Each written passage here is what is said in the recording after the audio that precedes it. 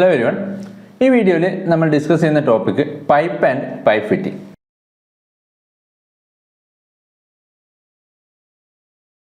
അപ്പോൾ എന്താണ് പൈപ്പ് എന്ന് പറയുന്നത്? നമുക്കറിയാം, tubular or hollow section used to convey fluids.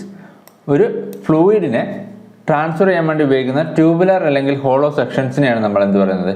Pipe എന്ന് പറയുന്നത്. ഡിഫറെൻറ്റ് ടൈപ്പ് പൈപ്പുകളുണ്ട്. അതായത് നമ്മൾ ഒരുപാട് യൂസേജുകളുണ്ട് പൈപ്പിന്.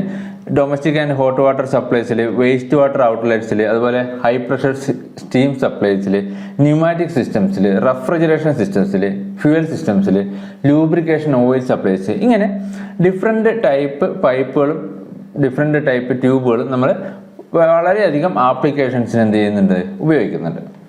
ഇനി നമുക്ക് എക്സാം പോയിന്റ് ഓഫ് വ്യൂവിൽ വളരെ ഇമ്പോർട്ടൻ്റ് ആയിട്ട് വരുന്നതാണ് കോമൺ ടൈപ്പ് ഓഫ് പൈപ്സ്. അതായത് മെറ്റീരിയൽസിനനുസരിച്ചിട്ട് നമുക്ക് പൈപ്പിനെ ഒരുപാട് തരത്തിൽ ക്ലാസിഫൈ ചെയ്യാം. പൈപ്പ് ഉണ്ടാക്കിയിരിക്കുന്ന മെറ്റീരിയൽസിനനുസരിച്ചിട്ട് നമുക്കതിനെ ഡിഫറെൻറ്റ് ടൈപ്പായിട്ട് ക്ലാസിഫൈ ചെയ്യാം. ഓരോ ടൈപ്പ് പൈപ്പിനും ഓരോ ടൈപ്പ് യൂസേജ് ആണുള്ളത്. അതിൽ ആദ്യത്തേതാണ് കാസ്റ്റ് അയൺ പൈപ്പ്.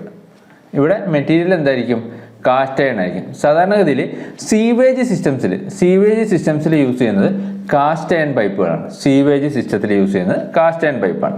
അടുത്തത് സ്റ്റെയിൻലെസ് സ്റ്റീൽ പൈപ്പുകൾ അല്ലെങ്കിൽ SS പൈപ്പുകൾ. ഈ സ്റ്റെയിൻലെസ് സ്റ്റീൽ പൈപ്പുകൾ ഹൈ കോസ്റ്റ് ആണ്. സ്റ്റെയിൻലെസ് സ്റ്റീലിന് കോസ്റ്റ് കൂടുതലായതുകൊണ്ട് തന്നെ എന്താണ്? ഹൈ കോസ്റ്റ് പൈപ്പാണ്. കൊറോഷൻ റെസിസ്റ്റ് ചെയ്യുന്ന ടൈപ്പ് പൈപ്പുകളാണ് എന്ത്? സ്റ്റെയിൻലെസ് സ്റ്റീൽ പൈപ്പുകൾ.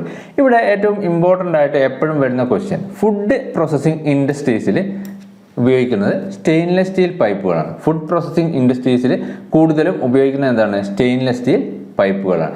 SS 304, 316 അങ്ങനെ ഓരോ ഗ്രേഡിലുള്ള സ്റ്റെയിൻലെസ് സ്റ്റീൽ പൈപ്പുകളുണ്ട്. ഇതാണ് ഫുഡ് പ്രോസസ്സിംഗ് ഇൻഡസ്ട്രീസിൽ യൂസ് ചെയ്യുന്നത്. അടുത്തത് GI പൈപ്പ്, അതായത് ഗാൽവനൈസ്ഡ് അയൺ പൈപ്പ്. നമുക്കറിയാം, ഗാൽവനൈസ്ഡ് അയൺ എന്ന് പറയുന്നത് എന്താണ്? സിങ്ക് കോട്ടഡ്, റോട്ട് അയണിൽ സിങ്ക് കോട്ട് ചെയ്തിരിക്കുന്ന അയണിനെയാണ് നമ്മൾ എന്ത് പറയുന്നത്? ഗാൽവനൈസ്ഡ് അയൺ എന്ന് പറയുന്നത്. ഈ മെറ്റീരിയൽ കൊണ്ട് ഉണ്ടാക്കുന്ന പൈപ്പുകളാണ് എന്ത്? GI പൈപ്പുകൾ അല്ലെങ്കിൽ ഗാൽവനൈസ്ഡ് അയൺ പൈപ്പുകൾ. ഇനി നെക്സ്റ്റ് ടൈപ്പ് കോപ്പർ പൈപ്പുകൾ. കോപ്പർ പൈപ്പ് നമ്മൾ സാധാരണഗതിയിൽ hot and cold water distribution ലൈൻസിൽ ഉപയോഗിക്കുന്നത് കോപ്പർ പൈപ്പാണ്. പിന്നെ ഇതിൻ്റെ ഒരു ഇമ്പോർട്ടൻ്റ് ആയിട്ടുള്ള പ്രത്യേകതയാണ് ഹൈലി കൊറോഷൻ റെസിസ്റ്റൻസ് ആണ് എന്ത്? കോപ്പർ എന്ന് പറയുന്നത്. ഹൈലി കൊറോഷൻ റെസിസ്റ്റൻ്റ് ആണ് കോപ്പർ എന്ന് പറയുന്ന മെറ്റീരിയൽ. അതുപോലെ ഡ്യൂറബിളുമാണ്. കൊറോഷൻ റെസിസ്റ്റൻ്റ് ആണ്, ഡ്യൂറബിളും ആണ് എന്ത്? കോപ്പർ പൈപ്പുകൾ. ഇതിൻ്റെ മറ്റൊരു യൂസേജ് HVAC സിസ്റ്റംസിൽ റെഫ്രിജറൻറ്റ് ലൈൻസ് ആയിട്ട് ഉപയോഗിക്കുന്ന എന്താണ്? കോപ്പർ പൈപ്പുകളാണ്. നമ്മൾ കണ്ടിട്ടുണ്ടാകും നമ്മുടെ AC-ൻ്റെയും അല്ലെങ്കിൽ HVAC സിസ്റ്റംസിലൊക്കെ ഈ റെഫ്രിജറൻറ്റ് പോകുന്ന ലൈൻ എന്ന് പറയുന്നത് എന്തായിരിക്കും? കോപ്പർ പൈപ്പുകൾ അല്ലെങ്കിൽ കോപ്പർ ട്യൂബുകളായിരിക്കും. അപ്പോൾ HVAC സിസ്റ്റംസിൽ റെഫ്രിജറൻറ്റ് ലൈൻസ് ആയിട്ട് ഉപയോഗിക്കുന്ന എന്താണ്? കോപ്പർ പൈപ്പുകളാണ്. ഇനി അടുത്തത് ബ്ലാക്ക് അയൺ പൈപ്പുകൾ. ബ്ലാക്ക് അയൺ എന്ന് പറയുമ്പോൾ നമുക്കറിയാം ചീപ്പസ്റ്റ് ഫോം ഓഫ് അയൺ ആണ്. അതായത് പെട്ടെന്ന് തന്നെ കൊറോഡ് ചെയ്യുന്ന, വളരെ ക്വിക്കലി കൊറോഡ് ചെയ്യുന്ന ടൈപ്പ് അയൺ ആണ് എന്ത്? ഈ ബ്ലാക്ക് അയൺ പൈപ്പുകൾ എന്ന് പറയുന്നത്. ഗ്യാസ് പൈപ്പിലും ഗ്യാസ് പൈപ്പ് ലൈൻസിലെ ഫിറ്റിങ്സിലൊക്കെ ഉപയോഗിക്കുന്നത് എന്താണ്? ഈ ബ്ലാക്ക് അയൺ പൈപ്പുകളാണ്. ഗ്യാസ് പൈപ്പ് ആൻഡ് ഫിറ്റിങ്സിൽ ഉപയോഗിക്കുന്നത് എന്താണ്? ബ്ലാക്ക് അയൺ പൈപ്പുകളാണ്. ഇനി വരുന്നതാണ് PVC പൈപ്പുകൾ. PVC പൈപ്പ് പറയുമ്പോൾ എന്താണ്? പോളിവിനൈൽ ക്ലോറൈഡ് പൈപ്പുകൾ. നമ്മുടെ സാധാരണ നമ്മൾ ഉപയോഗിക്കുന്ന പ്ലാസ്റ്റിക് PVC പൈപ്പുകൾ. ഇതെന്താണ്? സപ്ലൈ, കോൾഡ് വാട്ടർ സപ്ലൈ ചെയ്യാൻ വേണ്ടി ഉപയോഗിക്കുന്നതാണ് എന്ത്? PVC പൈപ്പുകൾ. കോൾഡ് വാട്ടർ സപ്ലൈ ചെയ്യാൻ വേണ്ടി ഉപയോഗിക്കുന്നതാണ് PVC പൈപ്പുകൾ. വളരെ ലൈറ്റ് വെയിറ്റ് ആണ്, നോൺ കൊറോസീവ് ആയിട്ടുള്ള മെറ്റീരിയലാണ് എന്ത്? ഈ PVC എന്ന് പറയുന്നത്. പിന്നെ വേറൊരു പ്രത്യേകത, PVC പൈപ്പുകളിൽ നമ്മൾ പൈപ്പുകൾ ജോയിൻ ചെയ്യുന്നത് എങ്ങനെയാണ്? അഡ്ഹസീവ്സ് ഉപയോഗിച്ചിട്ട് പേസ്റ്റ് ചെയ്തിട്ടാണ് പൈപ്പുകൾ ജോയിൻ ചെയ്യുന്നത്. ബാക്കി എല്ലാവരുടെയും ത്രെഡഡ് ഫോംസ് അല്ലെങ്കിൽ ഫ്ലാഞ്ചുകളൊക്കെ ഉപയോഗിക്കുമ്പോൾ ഇവിടെ എന്താണ്? അഡ്ഹസീവ്സ് ഉപയോഗിച്ചിട്ട് പേസ്റ്റ് ചെയ്യുകയാണ് ചെയ്യുന്നത്. അപ്പോൾ ത്രെഡിങ്ങിൻ്റെ ആവശ്യമില്ല. പൈപ്പുകളെ ജോയിൻ ചെയ്യാൻ വേണ്ടിയിട്ട് PVCയിൽ എന്തിൻ്റെ ആവശ്യമില്ല? ത്രെഡിങ്ങിൻ്റെ ആവശ്യമില്ല.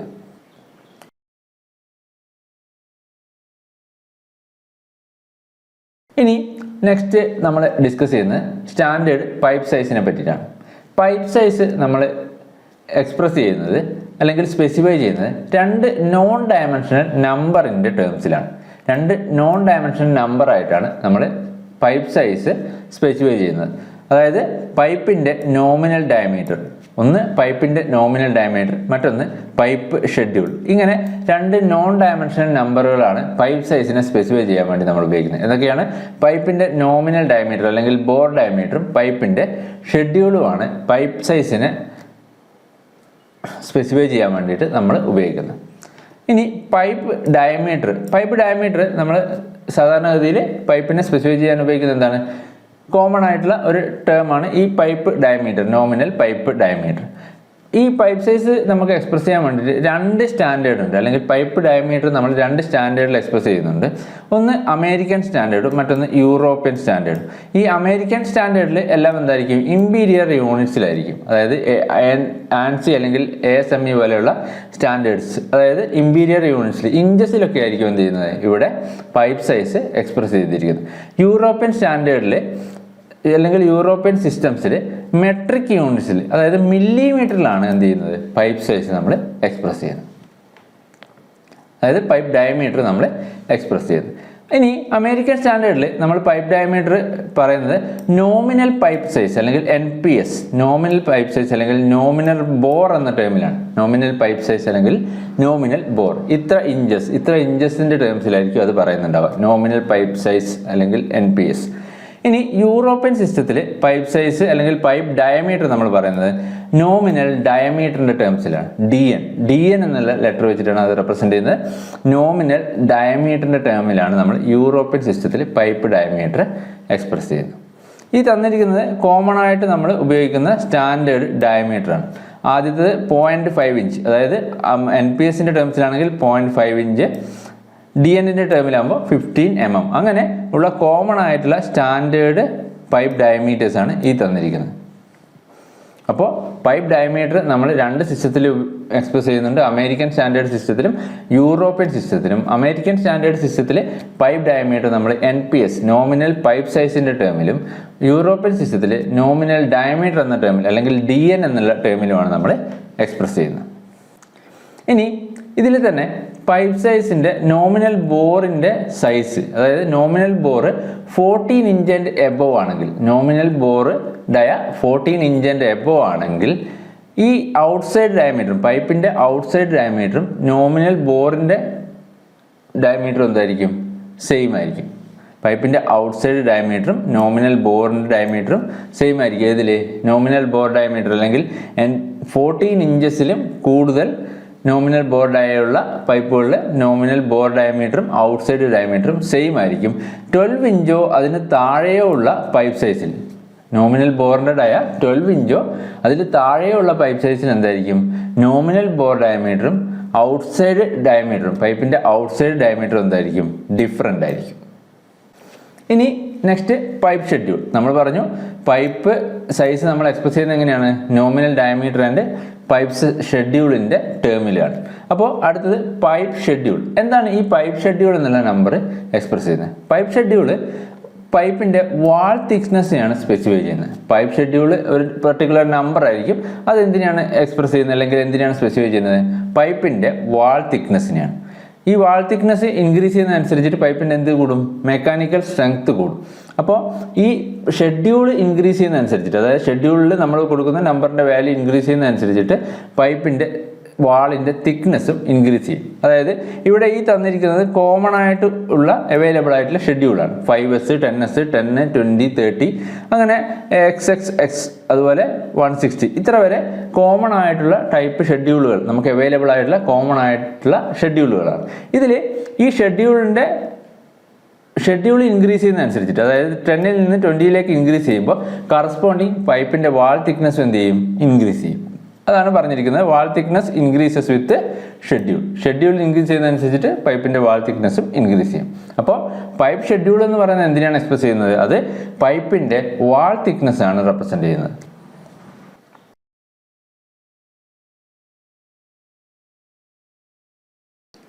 ഇനി നെക്സ്റ്റ് നമ്മൾ പറയുന്നത് പൈപ്പ് മാനുഫാക്ചറിങ്ങിനെ പറ്റിയിട്ടാണ്. മാനുഫാക്ചറിങ്ങിനനുസരിച്ചിട്ട് പൈപ്പിനെ നമുക്ക് 2ആയിട്ട് ക്ലാസിഫൈ ചെയ്യാം. സീംലെസ് പൈപ്പുകളും വെൽഡഡ് പൈപ്പുകളും. സീംലെസ് പൈപ്പുകൾ എന്ന് പറയുമ്പോൾ ഈ ഒരു ഫിഗറിൽ കാണിച്ചതുപോലെ ഒരൊറ്റ യൂണിറ്റ് ആയിട്ടുള്ള പൈപ്പിനെയാണ് നമ്മൾ എന്ത് പറയുന്നത്? സീംലെസ് പൈപ്പ് എന്ന് പറയുന്നത്. വെൽഡഡ് പൈപ്പ് എന്ന് പറയുമ്പോൾ എന്തായിരിക്കും? നമ്മളൊരു പ്ലേറ്റിനെ കർവ് ചെയ്ത് അതിനെ വെൽഡ് ചെയ്ത് ജോയിൻ ചെയ്ത് പൈപ്പാക്കുന്നതിനെയാണ് നമ്മൾ വെൽഡഡ് പൈപ്പുകൾ എന്ന് പറയുന്നത്. അതായത് അതിനെ വെൽഡ് ചെയ്തിട്ടായിരിക്കും എന്ത് ചെയ്തിരിക്കുന്നത്? അതൊരു പൈപ്പ് ഫോമിലേക്ക് മാറ്റിയിരിക്കുന്നത്. ഇങ്ങനെ സ്ട്രെയിറ്റ് ആയിട്ടുള്ള ലോഞ്ചിറ്റ്യൂഡിനൽ സീം വെൽഡും ഉണ്ട്. സ്പൈറൽ വെൽഡിലും എന്ത് ചെയ്യാം, പൈപ്പിനെ നമുക്ക് ഫോം ചെയ്യാം. കോയിലോ അല്ലെങ്കിൽ ഷീറ്റിനെയോ കർവ് ചെയ്ത് ബെൻഡിങ് മെഷീൻ ഉപയോഗിച്ചിട്ട്, ഷീറ്റ് ബെൻഡിങ് മെഷീൻ ഉപയോഗിച്ചിട്ട് കർവ് ചെയ്ത് ബെൻഡ് ചെയ്ത് വെൽഡ് ചെയ്ത് പൈപ്പായി മാറ്റുന്നതാണ് എന്ത്, വെൽഡഡ് പൈപ്പുകൾ എന്ന് പറയുന്നത്. ഈ കാണിച്ചിരിക്കുന്നത്, ആദ്യത്തെ ഫിഗറിൽ കാണിച്ചിരിക്കുന്നത് സീംലെസ് പൈപ്പാണ്. ഇതെന്താണ്, ഒരു റോൾഡ് വെൽഡഡ് പൈപ്പാണ്. ഇതൊരു സ്പൈറൽ വെൽഡ് പൈപ്പാണ്. ഇനി നമ്മൾ പറഞ്ഞു പൈപ്പിനെ നമുക്ക് സീംലെസ് പൈപ്പ് എന്നും വെൽഡഡ് പൈപ്പ് എന്നും രണ്ടായിട്ട് ക്ലാസിഫൈ ചെയ്യാം. ഇതിൽ സീംലെസ് പൈപ്പ് നമ്മൾ മാനുഫാക്ചർ ചെയ്യുന്നത് ഈ ഒരു ഫിഗറിൽ കാണിച്ചതുപോലെ ഒരു ബില്ലറ്റിനെ സെൻറ്ററിലൂടെ പിയേഴ്സ് ചെയ്തിട്ട്, സെൻറ്ററിലൂടെ ഒരു പ്ലഗ് ഉപയോഗിച്ചിട്ട് പിയേഴ്സ് ചെയ്ത് ത്രൂ ഔട്ട് ലെങ്ത്തിൽ, നമുക്ക് ഡിസൈഡ് ലെങ്ത്തിലേക്ക് റോൾ ചെയ്ത് അല്ലെങ്കിൽ ഡ്രോ ചെയ്തിട്ടാണ് ഈ സീംലെസ് പൈപ്പ് ഫോം ചെയ്യുന്നത്. എങ്ങനെയാണ്, ഒരു ബില്ലറ്റിനെ അതിൻ്റെ സെൻറ്ററിൽ ഒരു ഹോൾ പിയേഴ്സ് ചെയ്തിട്ട് ത്രൂ ഔട്ട് ലെങ്ത്തിലേക്ക് റോൾ ചെയ്തിട്ടോ അല്ലെങ്കിൽ ഡ്രോ ചെയ്തിട്ടോ ആണ് ഈ ഒരു സീംലെസ് പൈപ്പ് ഫോം ചെയ്യുന്നത്. ഇങ്ങനെ ത്രൂ ഔട്ട് ഒരു റോളിങ്, ഒരു സെൻറ്ററിൽ ഒരു ഹോൾ പിയേഴ്സ് ചെയ്ത് ഫോം ചെയ്യുന്നതുകൊണ്ട് തന്നെ കമ്പാരിറ്റീവ്ലി സ്ട്രോങ്ങർ ആയിട്ടുള്ള ടൈപ്പ് പൈപ്പാണ് എന്ത്, ഈ സീംലെസ് പൈപ്പ് എന്ന് പറയുന്നത്. ത്രൂ ഔട്ട് എന്തായിരിക്കും, pipe throughout homogeneous structure ആയിരിക്കും. ത്രൂ ഔട്ട് പൈപ്പ് ലെങ്ത്തിൽ ഹോമോജീനിയസ് സ്ട്രക്ചർ ആയിരിക്കും. അതുകൊണ്ട് തന്നെ സ്ട്രോങ്ങസ്റ്റ് പൈപ്പാണ് ഈ സീംലെസ് പൈപ്പ് എന്ന് പറയുന്നത്. ഹൈ പ്രഷർ ഒക്കെ ബിയർ ചെയ്യാൻ പറ്റുന്ന ടൈപ്പ് പൈപ്പാണ് എന്ത്, ഈ സീംലെസ് പൈപ്പ് എന്ന് പറയുന്നത്. പക്ഷേ മാനുഫാക്ചറിങ് കോസ്റ്റ് എന്താണ്, കൂടുതലാണ്. എക്സ്പെൻസീവ് ആയിട്ടുള്ള ടൈപ്പ് മാനുഫാക്ചറിങ് ആണ് എന്തിന്, സീംലെസ് പൈപ്പ് മാനുഫാക്ചറിങ് എന്ന് പറയുന്നത്. അതുകൊണ്ട് തന്നെ അതിന് പരിമിതികളുണ്ട്. കൂടാതെ ഈ സീംലെസ് പൈപ്പുകൾ നമ്മൾ സ്മോൾ ഡയമീറ്റർ പൈപ്പുകൾക്കാണ് കൂടുതൽ സ്യൂട്ടബിൾ. ലാർജ് ഡയമീറ്റർ പൈപ്പുകളാകുമ്പോൾ ഈ സീംലെസ് പൈപ്പുകൾ മാനുഫാക്ചറിങ് എന്ന് പറയുന്നത് എക്സ്ട്രീംലി ഡിഫിക്കൽട്ടാണ്. അല്ലെങ്കിൽ അതിൻ്റെ എക്സ്പെൻസ് എന്ന് പറയുന്നത് എന്തായിരിക്കും, വളരെ കൂടുതലായിരിക്കും. ഹൈ പ്രഷർ റേറ്റിംഗ് അല്ലെങ്കിൽ ഹൈ പ്രഷർ ബിയറിംഗ് കപ്പാസിറ്റി ഒക്കെ ഉണ്ടെങ്കിലും എക്സ്പെൻസീവ് ആയിട്ടുള്ള മാനുഫാക്ചറിങ് ആണ് എന്ത്, സീംലെസ് പൈപ്പിൻ്റെത്. ഇനി നെക്സ്റ്റ് വെൽഡഡ് പൈപ്പ് നമ്മൾ മാനുഫാക്ചർ ചെയ്യുന്നത് ഒരു പ്ലേറ്റിൽ നിന്നോ അല്ലെങ്കിൽ ഒരു കണ്ടിന്യൂസ് കോയിൽ നിന്നൊക്കെയാണ്.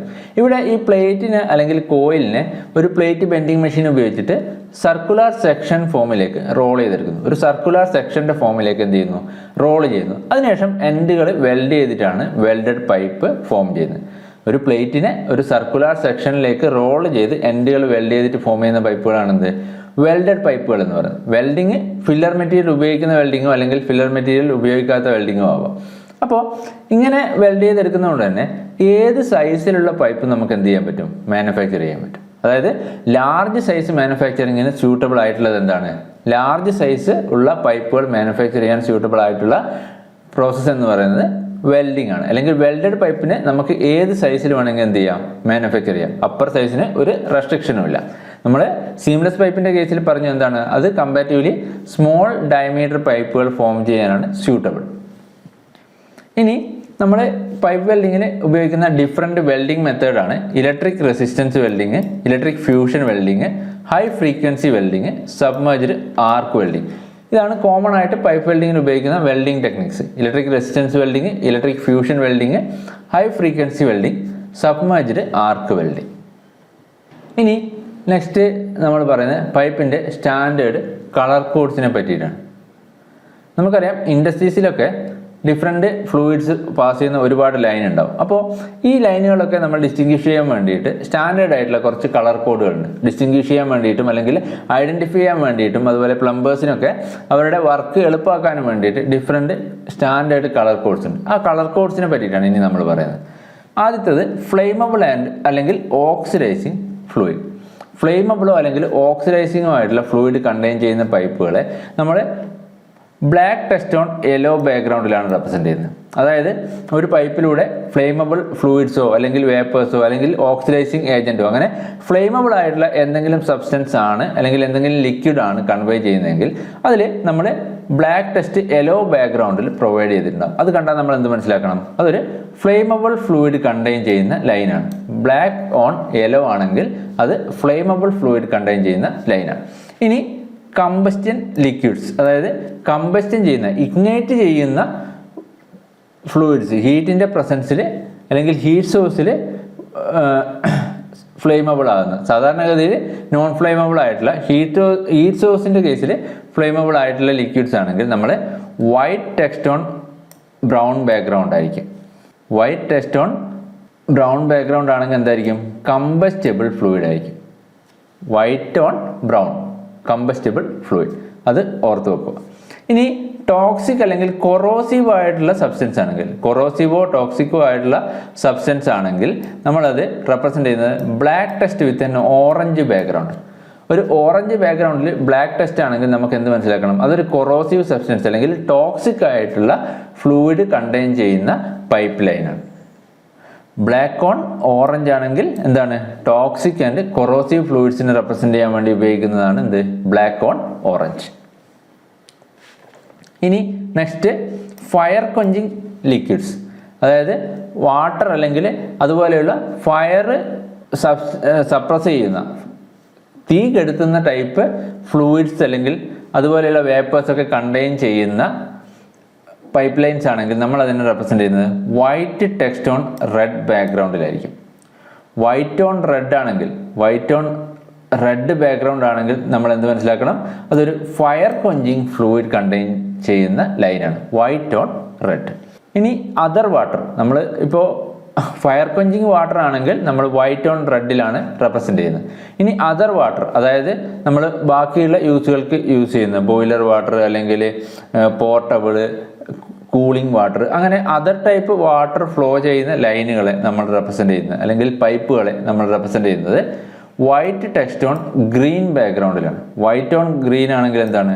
പോർട്ടബിൾ അല്ലെങ്കിൽ കൂളിംഗ് അല്ലെങ്കിൽ ബോയിലർ വാട്ടർ അല്ലെങ്കിൽ അതർ ടൈപ്പ് ഓഫ് വാട്ടേഴ്സിനെല്ലാം നമുക്ക് എന്ത് ചെയ്യാം? വൈറ്റ് ഓൺ ഗ്രീൻ ബാക്ക്ഗ്രൗണ്ടിൽ റെപ്രസെൻ്റ് ചെയ്യാം. ഇനി കംപ്രസ്ഡ് എയർ, പ്രഷറൈസ്ഡ് ഉള്ള എയർ ആണെങ്കിൽ, പ്രഷറൈസ്ഡ് ഗ്യാസ് നമ്മൾ റെപ്രസെൻ്റ് ചെയ്യുന്നത് വൈറ്റ് ഓൺ ബ്ലൂ ബാക്ക്ഗ്രൗണ്ടിലാണ്. വൈറ്റ് ഓൺ ബ്ലൂ ആണെങ്കിൽ എന്താണ്? കംപ്രസ്ഡ് എയറിനെ റെപ്രസെൻ്റ് ചെയ്യുന്ന അല്ലെങ്കിൽ എയർ കണ്ടെയ്ൻ ചെയ്യുന്ന ലൈനാണ് വൈറ്റ് ഓൺ ബ്ലൂ. ഇത് കൂടാതെ white on purple, black on white, white on grey, white on black ഒക്കെ ഉണ്ട്. ഇതൊക്കെ യൂസർ ഡിഫൈൻഡ് ആണ്. നമുക്കതിന് നമ്മുടെ യൂസറിന് എന്ത് ചെയ്യാം? ഡിഫൈൻ ചെയ്യാൻ പറ്റുന്ന ടൈപ്പ് സ്റ്റാൻഡേർഡ് കളർ കോഡാണ് white on purple, black on white, white on grey, അതുപോലെ വൈറ്റ് ഓൺ ബ്ലാക്ക് ഒക്കെ. അപ്പോൾ നമുക്ക് ഇമ്പോർട്ടൻ്റ് ആയിട്ട് വരുന്നത് വൈറ്റ് ഓൺ റെഡ് ആണെങ്കിൽ എന്തായിരിക്കും? ഫയർ കൊഞ്ചിങ് ഫ്ലൂയിഡ് ആയിരിക്കും, അല്ലെങ്കിൽ ഫയർ കൊഞ്ചിങ് വാട്ടർ ഒക്കെ ആണെങ്കിൽ നമുക്ക് വൈറ്റ് ഓൺ റെഡ് കളറിലാണ് റെപ്രസെൻ്റ് ചെയ്യുന്നത്. ബ്ലാക്ക് ഓൺ ഓറഞ്ച് ആണെങ്കിൽ ടോക്സിക് അല്ലെങ്കിൽ കൊറോസീവ് ഫ്ലൂയിഡ്സ് ആയിരിക്കും. ബ്ലാക്ക് ഓൺ യെല്ലോ ആണെങ്കിൽ ഫ്ലെയിമബിൾ ഫ്ലൂയിഡ് ആയിരിക്കും. വൈറ്റ് ഓൺ ബ്രൗൺ ആണെങ്കിൽ കമ്പസ്റ്റബിൾ ഫ്ലൂയിഡ് ആയിരിക്കും. അതുപോലെ വൈറ്റ് ഓൺ ഗ്രീൻ ആണെങ്കിൽ other type of water, portable അല്ലെങ്കിൽ കൂളിംഗ് അല്ലെങ്കിൽ ബോയിലർ വാട്ടർ ഒക്കെ ആണെങ്കിൽ നമുക്ക് എന്ത് ചെയ്യാം? വൈറ്റ് ഓൺ ഗ്രീനിൽ റെപ്രസെൻ്റ് ചെയ്യാം.